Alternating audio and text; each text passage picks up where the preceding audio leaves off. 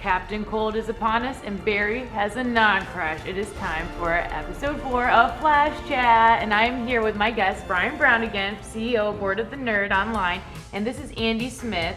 He is our new resident Andy Comics fan. The other Andy's not here today, so we just have a new one.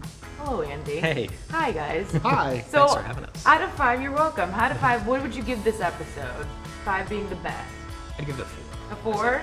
5. 5? Okay. Definitely That's a 5. really good. Yeah. Group consensus. I think it was a really strong episode. sure. So let's get right into it. Felicity was in town helping out the Flash. Yes.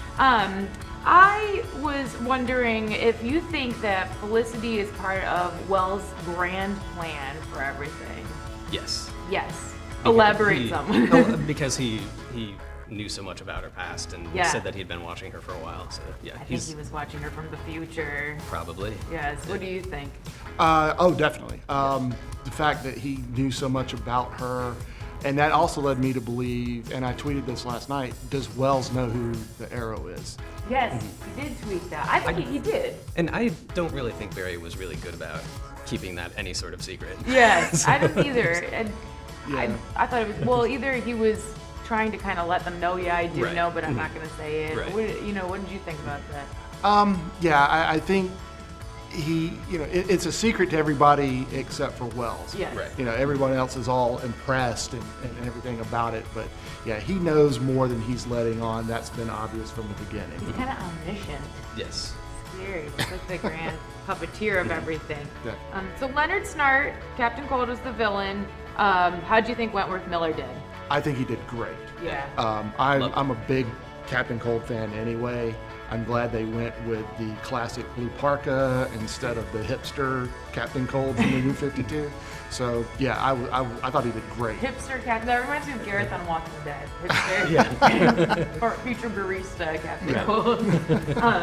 So, they let him go at the end. Spoilers. If you're watching this, you should have seen the episode. Sorry to our sound guy, Chase. They let him go at the end, probably for a reason, don't you think? Sure.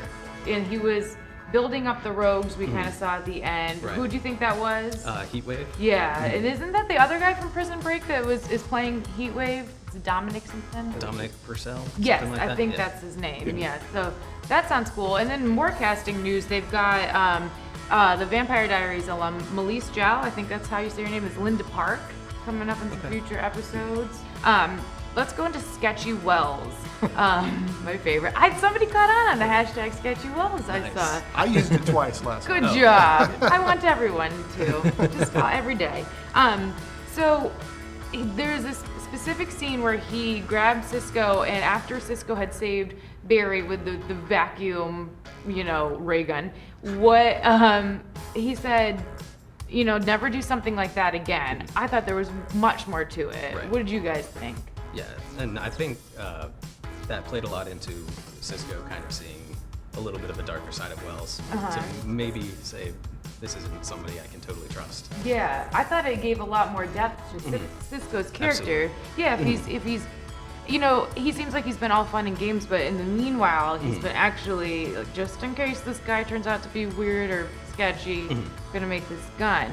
But I was wondering, what do you think if he said never do something like that again? I didn't know if he meant like don't interfere in saving Barry, or to me it seemed like it wasn't just like don't risk yourself like that again, because maybe he could need him in the future. But maybe he was testing Barry's powers? Do you think? I think it could have been a test for Barry's powers. You could also have the argument that he didn't want anything to happen to Barry. So if they're doing things to possibly stop, hurt, or kill Barry, that can't be, because he needs Barry around. He needs him to become the Flash. He needs him to be, live up to his potential.